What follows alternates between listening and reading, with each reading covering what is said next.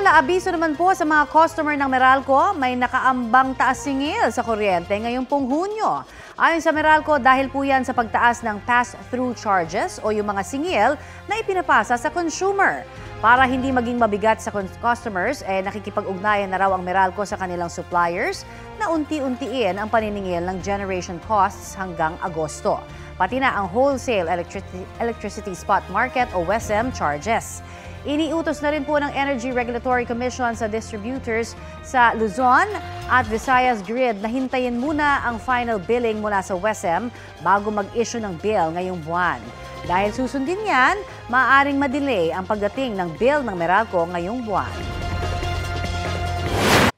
Kapuso, para sa mga maiinit na balita, mag-subscribe sa GMA Integrated News sa YouTube.